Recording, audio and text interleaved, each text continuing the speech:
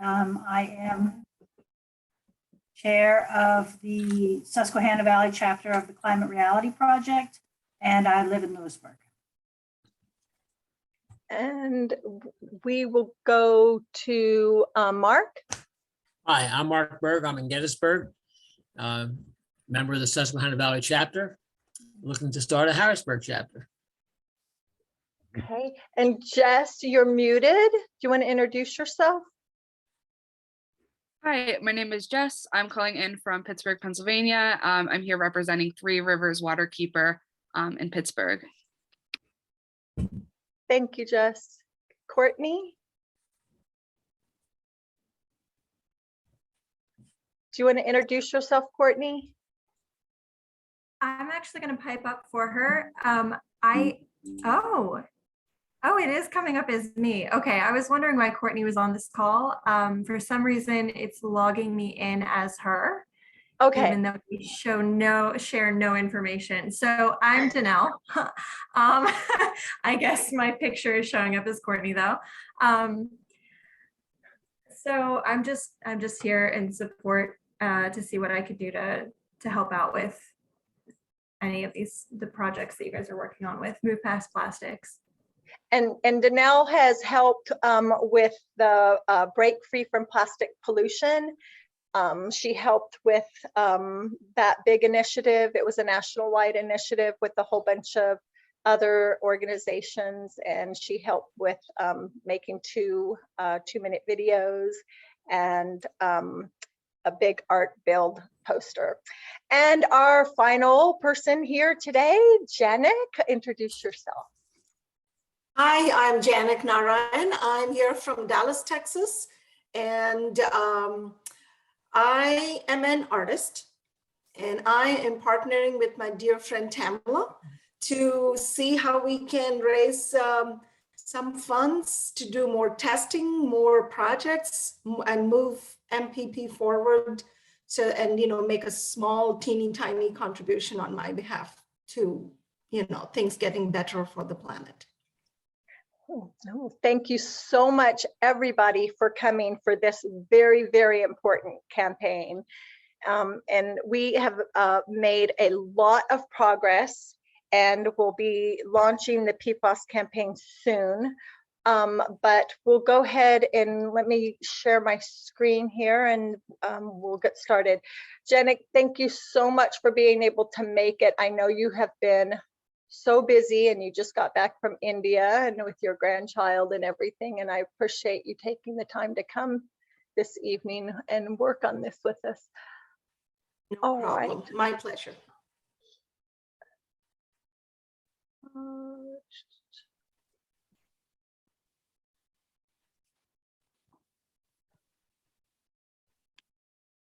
All right, so today we are going to introduce the new website, members. We already did that, and actions taken by members.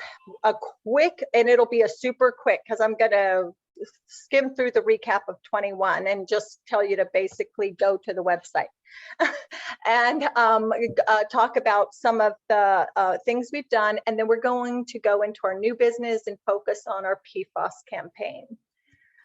So art, not just in honor of Janik and Earth, our Artists for Earth, but art really does make connections and transform everything. So as we're moving along with this campaign and other initiatives for Move Past Plastic, I want us to keep in mind that the more we can involve art in all its forms, from music to theater to art as in paintings, and in any kind of way of making memes, you name it. But it's important because it changes our mood, and when our mood is changed, our thoughts change, then our motivation changes, and then that gives us an ability to take action. So we want to just remember that as we try to, get our message across to people. So I'm super excited that Move Past Plastic took us a while to get a name, took us a while to get a logo, and now we have our own URL, everybody. So yay, we're on the road. Since July, I think, you know, we're really doing a great job here. So it's movepastplastic.com. For 2 weeks, I couldn't get a domain name of any kind, and then all of a sudden it opened up. I'm like, oh my goodness. So we're gonna just move into any actions that our members have been taking, and in the area of single-use plastics, which we know the life cycle goes through the fracking all the way up. So if anyone has anything that they want to share, go ahead and pipe up.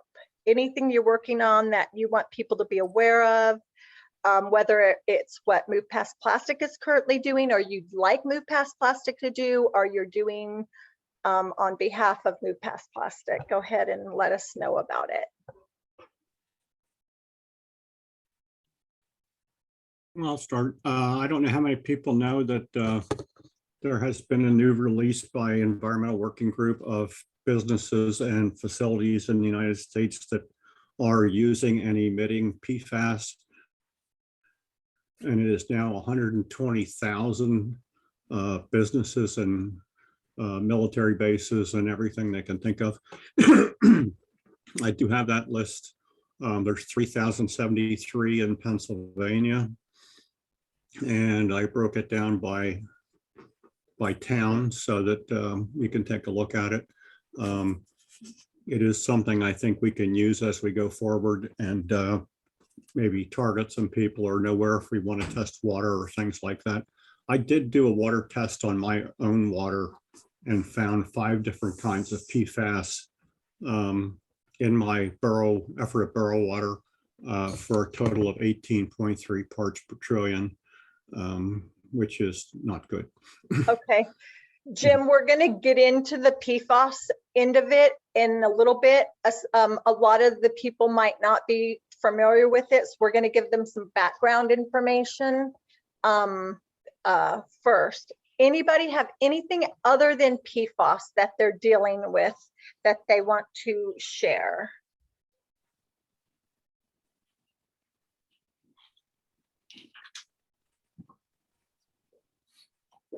Okay, so just a super quick recap of the initiatives that we've accomplished. So we had SUPS Day by Day in July. That's when we first started, and we just introduced people to information every day that they could go and learn about single-use plastics. We have given numerous presentations to organizations. All this is on the website, so I encourage you to just go and look at it there.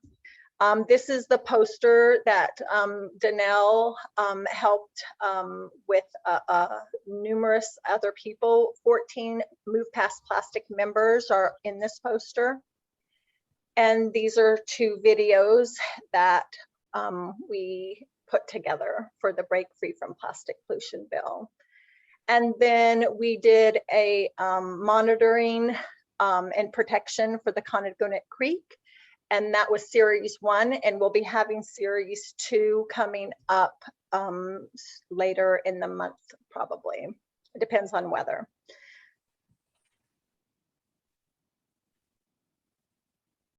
The other initiative that we're working on with here in Carlisle, and anybody is welcome to work on this with us, is a bag ban ordinance. It's pretty much been written, but there's just little nuances that need to be looked at and tinkered with.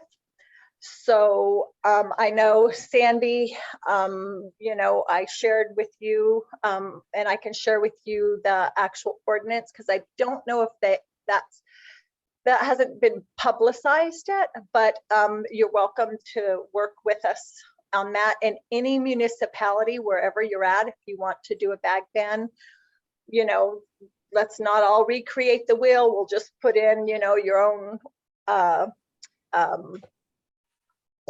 municipality information, and then all the writing is there, easy. So that's one thing. I don't know why this isn't scrolling down. Well, I'll just talk, and I don't know why we're delayed, lag. So we've been working with some students from Widener College and from Dickinson College for not only for the bag ban, but also to create business and consumer surveys. And so I'm putting that, postponing working on that for a little bit.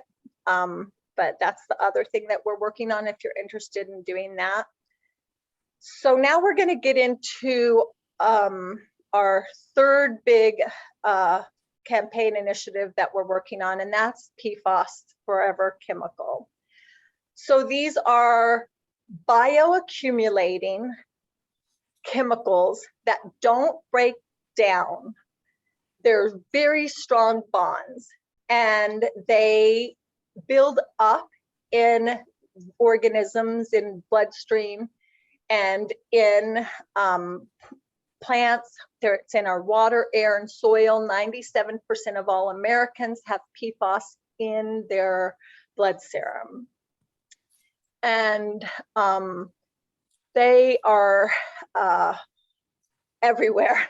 So this is a map, one of many maps that are out there. And Jim has some maps that he's talked about that we all have. And I believe I posted that on the website as well. There's so many maps. I can't remember which one I went with because I don't want to overwhelm people. But these locations are, if memory serves, I think it's water. It's PFAS that are found in water on military bases and in industrial sites. So this is a little tributary that is near my house, about 3 miles from me. And this that you're looking at in these pictures is iron oxidizing bacteria. And this is coming from, I walked to the headwaters and I found a pipeline, but my friend had told me about a landfill there. And that is what is actually contaminating this creek. Is it was an old landfill from our municipality, and it's full of carpets and tires. And those are very, very heavy in PFAS. So you could see it here. This is the headwaters, and the stream goes down here and enters into the Connedaguinet Creek, of which you could see there are homes all around it. And the creek is where our municipality, as well as other municipalities upstream and downstream, get our water from. So I'll circle back around to why this is important. If you look at this picture, it's showing you some of the products where you can find PFAS. So they're in everything from microchips to packaging, nail polish and paints, paper, you name it. Everything you see here, like I said, they're heavy in carpets and tires. And the industries that have the most PFAS are found in the oil and gas industry, hence the fracking industry. And that's another big tie into plastics, because you're probably going, why is Move Past Plastic concerned with PFAS?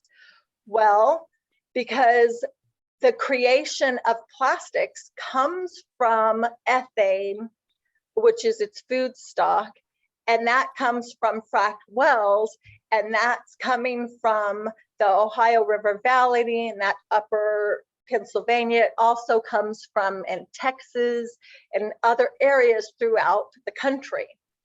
And you can see that's the biggest contributor waste management, metal coatings, chemical manufacturing, and you can see plastic and resins, all right? Electronics, and printing, our packaging, airports, etc. And it's heavy in firefighter foam, which is why it's super prevalent at military bases, because they're always having these practice drills and using firefighting foam. And Jim can get into more into that shortly.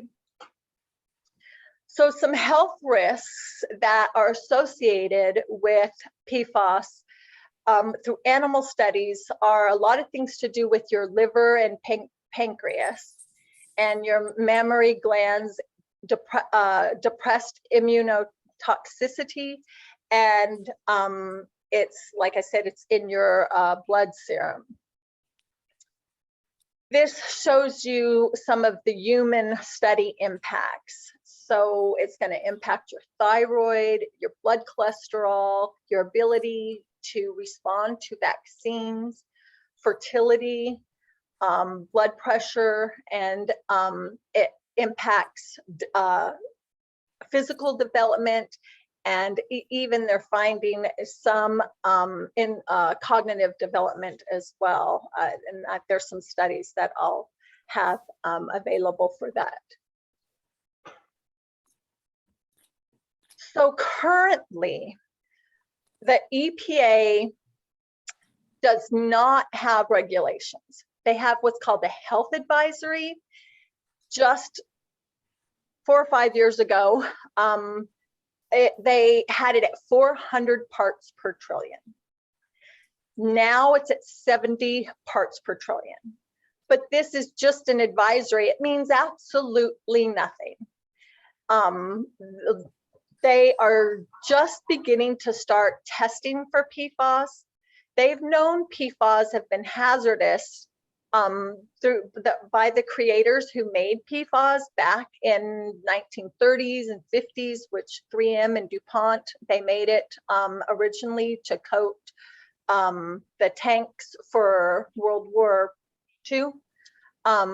And they've been using it ever since. And they had a lawsuit in 2000 that brought to light that DuPont knew that this was a very, very hazardous chemical to the tune of 1 part per trillion was hazardous to human health. But nothing has happened for a while. But they are just now starting to do stuff at the state level. And that's why we're here. And that's why the PFAS campaign, Move Past Plastic, wants to get this going, is because the Pennsylvania Department of this Bureau of Safe Drinking Water, anytime now is going to open up for public comment what they are going to introduce for their, it's called maximum contamination level, or MCL. And so right now, what they have it set at is 14 parts per trillion and 18 parts per trillion, but that's too high. And it's only 2 out of 5,000 different PFAS chemicals. So we want them to lower those limits, and we want them to include more PFAS. There are some tests, 537.1 for drinking water that tests up to 36 PFAS accurately now. So this is just some statistics here on some of their testing, and these can be found on the website as well, this information. So they had, Lisa Daniels had told me that public comment period was supposed to open up sometime in January. It would last 60 days. During that 60 days, they would open it up for oral testimony. I'm on their system where I'm supposed to get kicked when this public comment period opens. Nothing has gotten kicked to me through my email yet, so we're just kind of like waiting. So while we're waiting though, we want to have everything ready so that as soon as they open that up, we can, you know, push the campaign and push these public comments. So to try to just quickly summarize, the issue is that we have unknown levels of PFAS in drinking water. We don't know. Some of us may have some may not, some may have a lot, we don't know. And that there are no maximum contamination levels set, which means that they're not testing our water for these. So that's the issue. And the problem is like I said, there's no MCLs. So we need them, and we need them set at a scientifically, what the scientists say it should be set at.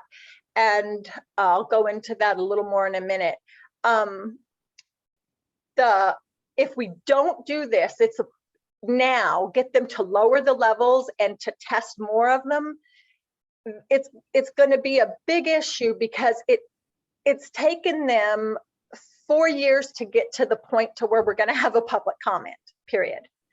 Assuming the public comment, you know, it gets accepted what they propose, which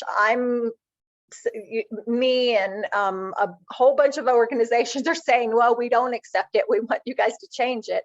But even if we did accept it, they wouldn't implement this until 2024 at the earliest. So it's a 6-7 year process. Well, I don't want to get it wrong, and I don't want them to get it wrong and then wait another 6 or 7 years to revise it, right? So that's why we need all hands on deck, and everyone who has anything to do with watersheds and air and health and fracking and any of it to get involved and get these limits set. The benefits are we're going to, you know, if we set it right, we will be able to start monitoring and doing remediation and protecting you know, for environmental and untold environmental and human health care cost that can cost billions of dollars. So our big goal, and Jim and I are probably a little too overzealous and optimistic, but we're wanting to get 200 individuals and organizations to personally write or give oral testimony to DEP when that public comment period opens. We want an additional 2,000 people to sign on to a letter that we've already written, and our asks at the one little section just needs a change. I'm working with the Delaware River Network on that because they're the ones who have pushed the safe drinking water to actually bring this to public comment period. They had to have a lawsuit to have that happen. So they know what they're talking about and what their asks are. And so we're going to support that ask for them.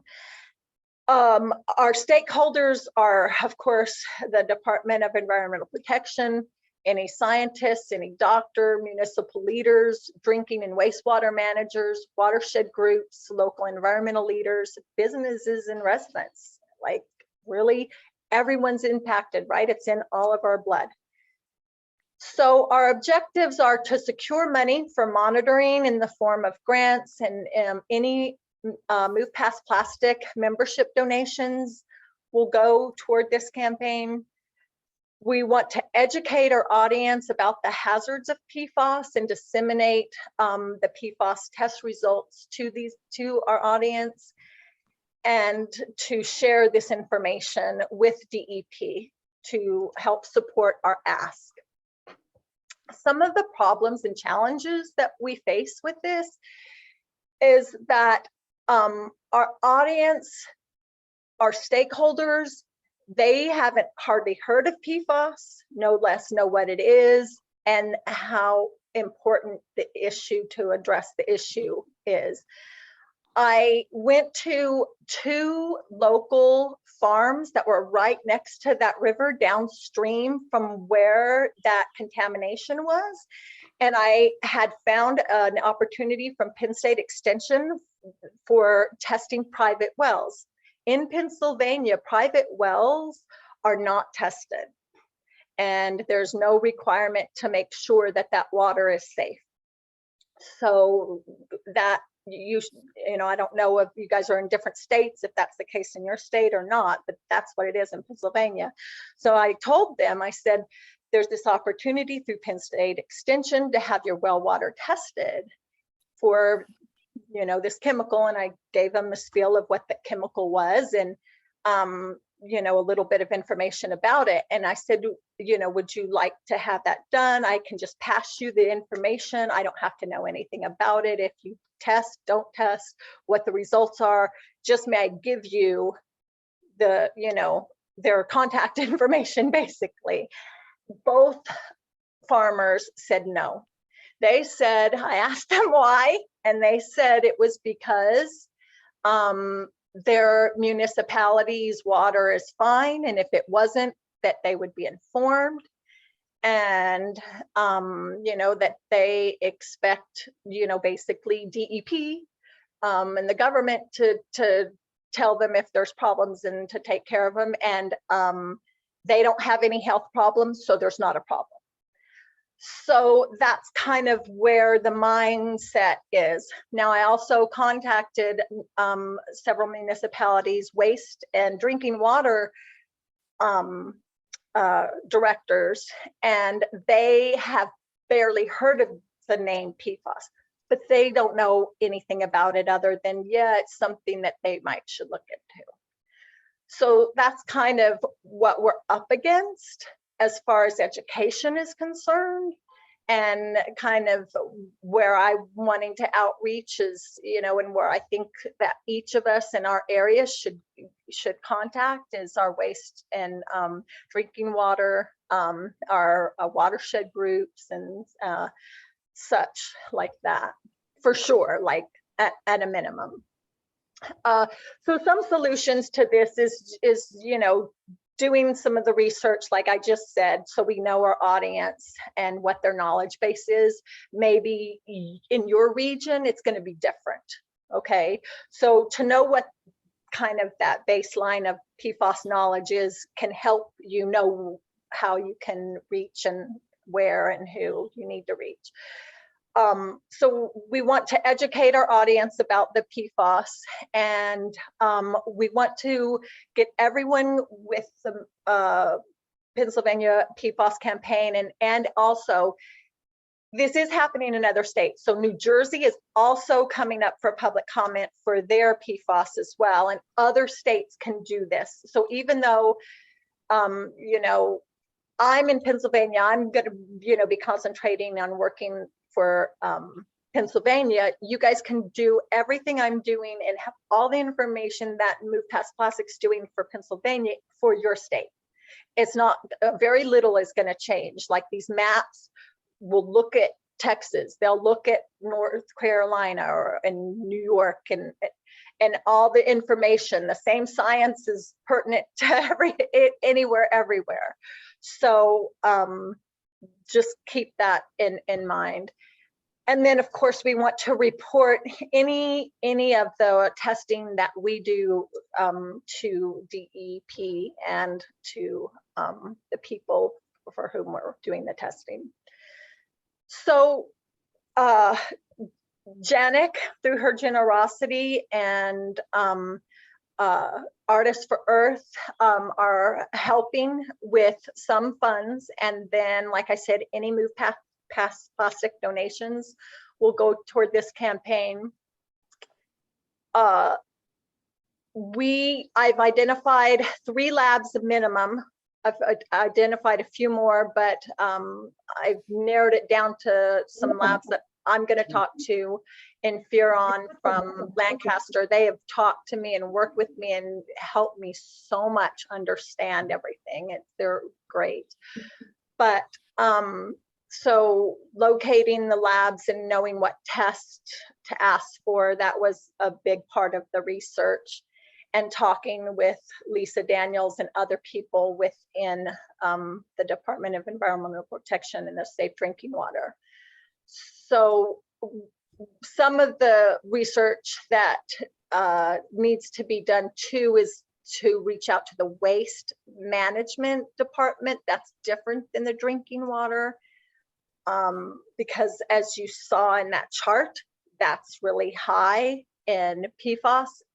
And that's kind of where I'm looping back around to that landfill that I talked about, that local landfill that was high in tires and carpet, because those were two industries that were here.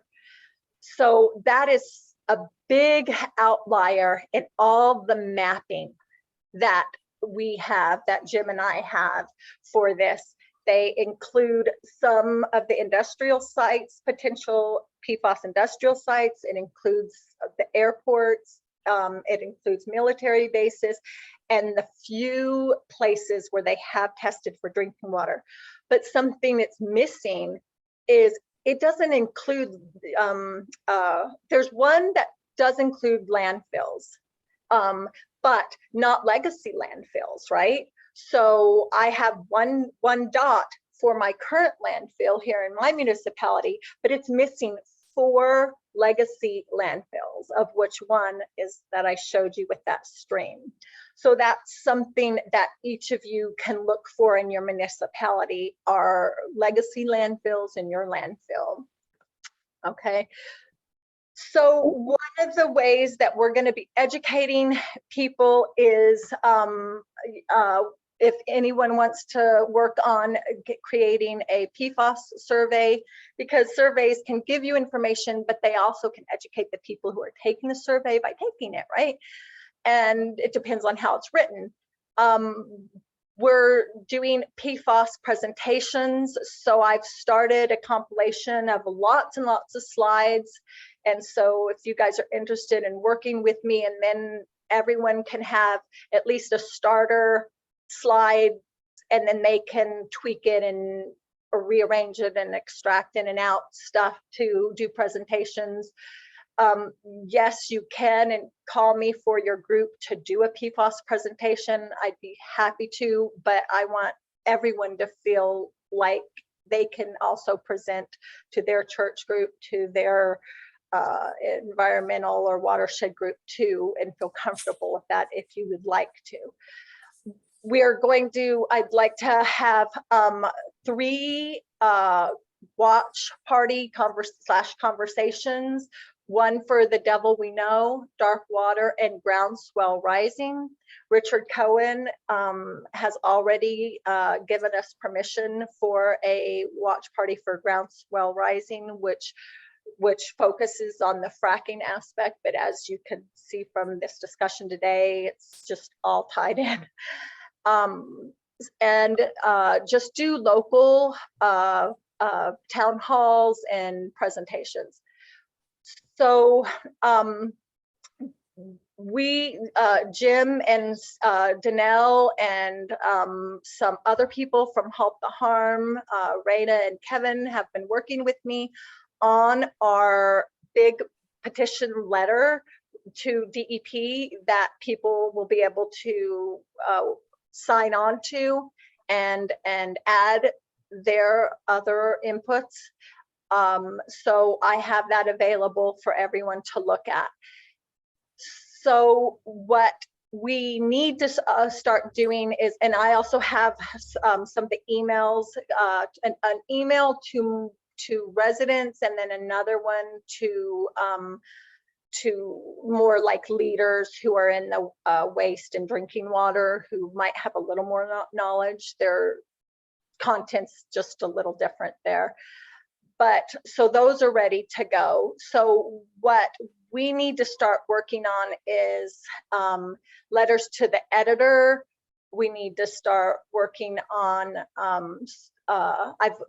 we've been working on our landing page, so that's just about ready to go. So we need to just start ramping up, you know, letters to editor, social media stuff, press releases, that kind of thing. So if you want to help with that, please reach out to me. So a landing page is just going to be the place where our email and our social media is going to send everybody. And on that is going to be, let me get out of this and I can take you to, whoops.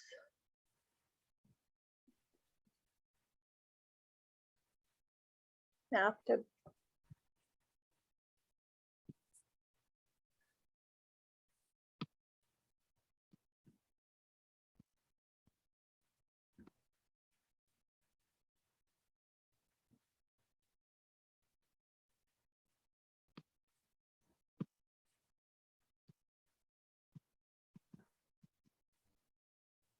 Okay, so this is our letter here, the short version, and then I have a long version for Move Past Plastic that Move Past Plastic will send in.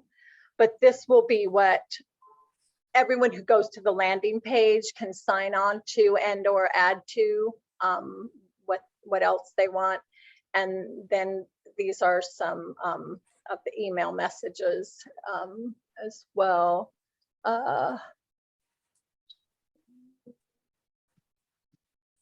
So some of the things on our landing page is this brief message that just kind of gives them a quick encapsulation and a couple of links that they can go to. And it has there, it'll have a picture and a map of some of the PFAS known areas, the educational opportunities,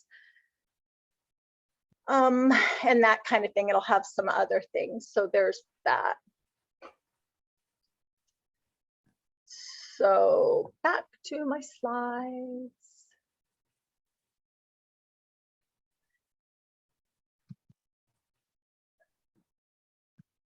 So Halt the Harm Network, if you, when I send you guys out this PowerPoint and any information with it, I'll send you out a link to join Halt the Harm, because I'll do a screen share in a minute to go to them, but they are who made me get started with this campaign.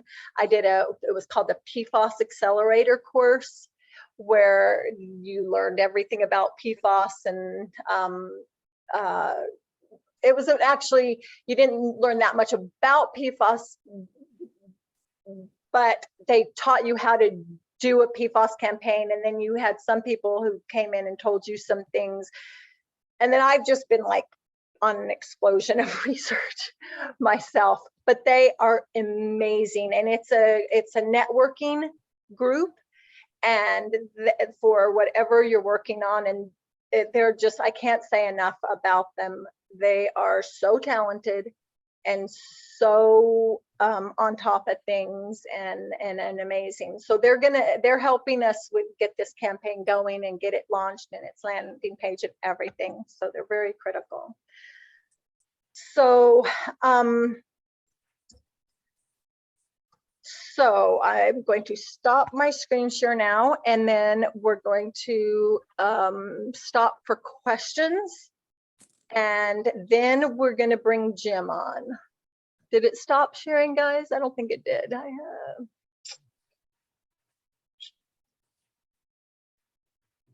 have. Okay, there. All right, so I know I just threw kind of a lot at everybody because everyone's at different levels with understanding, some a lot and some not so much. So I hope I kind of met everyone and got everyone on a similar playing field. So any thoughts, questions, ideas? What are legacy landfills? Okay, a legacy landfill is just a landfill that used to be in existence, but they are not currently putting new waste in it. And I call it a legacy landfill. And I there's don't know if generally that's a very poor technical record term. keeping. What? Yeah, very poor record keeping on them. Yeah, very. I mean, it's literally, I think we're going to, because I've called so many people and they're like, yeah, I don't know of anything. And I think literally every municipality is going to have to go to every municipality. So how did I find the 4 that I found? You guys go watch it. It's on the website under video presentations, and it was this wonderful man who was an MS4 coordinator for a different municipality right next to ours, and he has lived here his whole life since he was a child. And he knew about all these landfills, and he played in them, and his siblings played in them. And it was hit the farmers, and it was just fascinating. So just go find an elderly person from your community, honestly, from your churches or whatever. And but I do think, and I haven't had a chance to check into it, but I do think your township or municipality should have it. But that said, that was a Carlisle landfill, but it's now in North Middleton Township, right? So everything's been divided and broken up. It's still not going to be easy just to go to your township, right? Because who knows, right? It can be complicated. Any other questions or thoughts or ideas? I just wanted to say thank you, Tamala, for all the work you put into this, and I guess Jim as well, for getting all this together. And it's eye-opening. Yeah. And like I said, I have a ton of stuff on the website, but I have multiply that times 20. So in fact, I'm going, I should take things off of the website, but it's like, I want enough on there for those who want to dive deeper, but yet I wanted it simple enough for those who just want to know the bare minimum and say, I'm signing. So I'm trying to meet both worlds, Well, I'm the treasurer of the Watershed Alliance of Adams County, and I'm sure we'll sign up for making written or oral testimony before the Department of Environmental Procrastination. Well, that'll be great, Mark. Mark, send me your information, and because I have been doing presentations to different watershed groups, but I think I want to target in it specifically, watershed groups, because they all kind of have the same common knowledge. So I can do a presentation just specifically to them. Do you know what I mean? Yeah.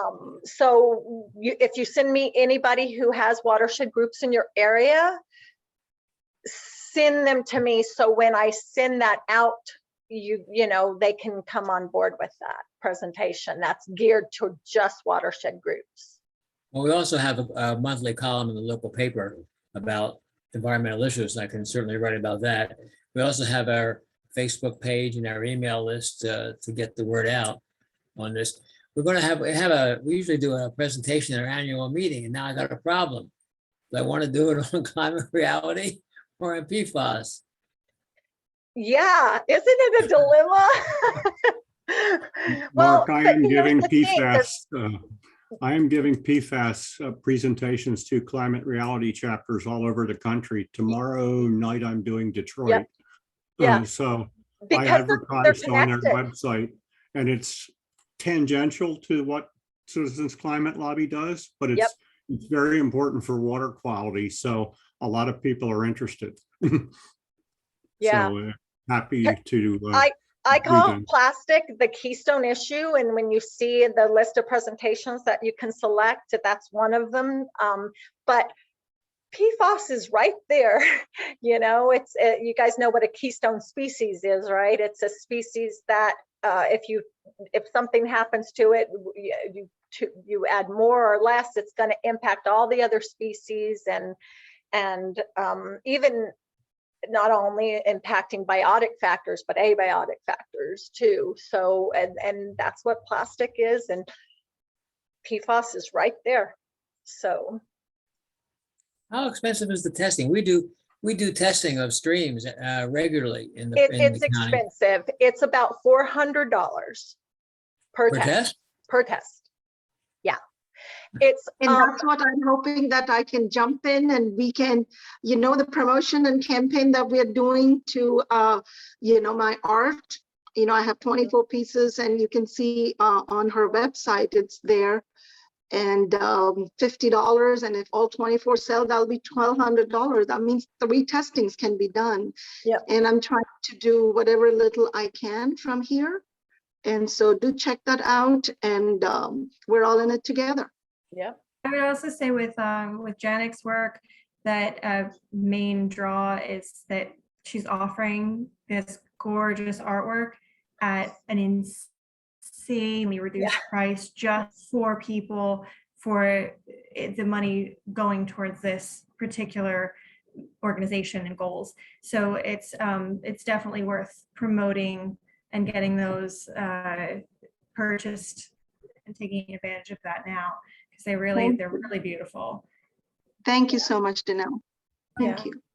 Yeah, I would so- also say with the testing, it's really critical. When I spoke with the waste management facility director here in Carlisle for the borough, that is definitely an impediment for them. They were waiting on their budget information to be solidified by the borough council before they could move forward with anything. But everything that was described to me was such such a process, and so many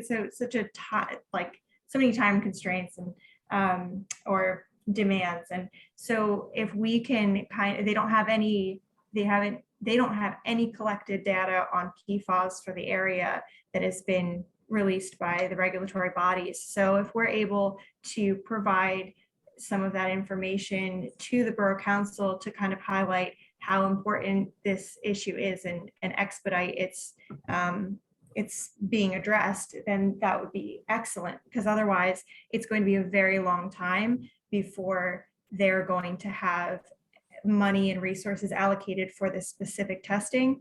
And they already know what labs they would send it to, but it's very far from actually the collection and submission of the samples and everything. So if we can take care of it, even though they won't use that data because they need it to be done by their standards, by their people, and at the labs that they selected, it would definitely, I think, give us a huge leg up in moving forward. On that note, Danelle, the lab that I have selected is EPA and DEP certified.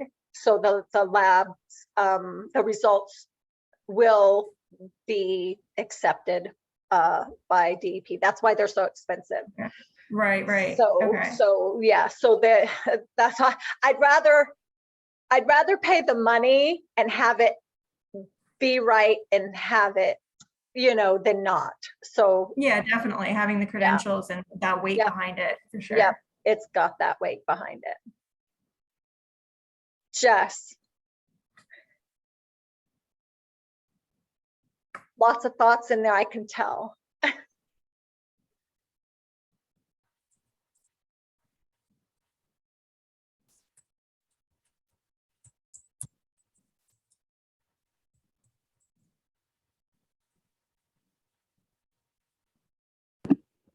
I'm going to pass on the emails, Tamala and Jim.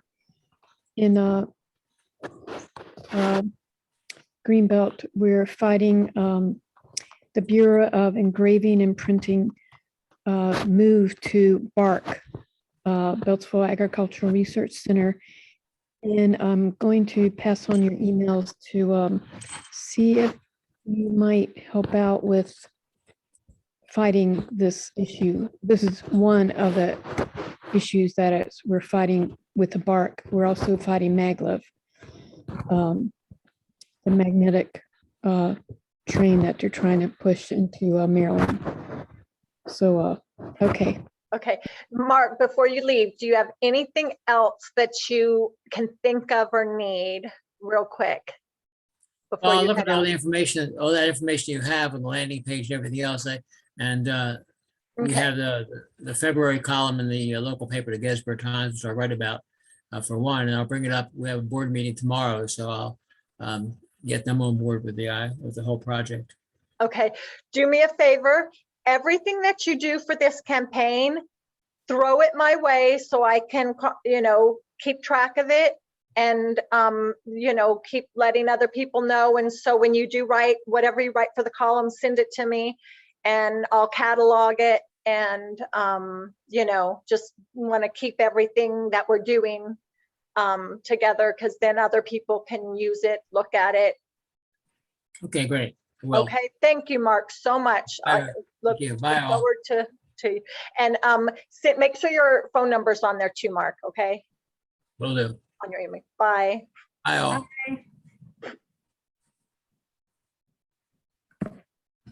Guys, we have 2 minutes, actually like 1, because I am supposed to jump on another meeting. Any last thoughts? Jess, you haven't said anything. I know, like I said, Delaware River Keeper Network, I'm wanting to follow what they're wanting because they're the leaders in this, and so much information is on your sites and everything. So it's been very helpful.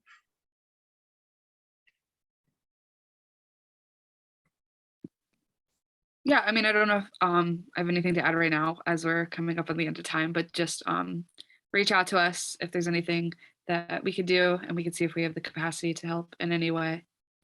Okay, thanks, Jess. And if you could just put your email in the chat. Okay. For sure. All right, everybody. I have to go to a Conneauga Creek Watershed Associated Education meeting, but I appreciate all of you and look forward to an email follow-up, and contact me anytime for any way you can help or any information you need.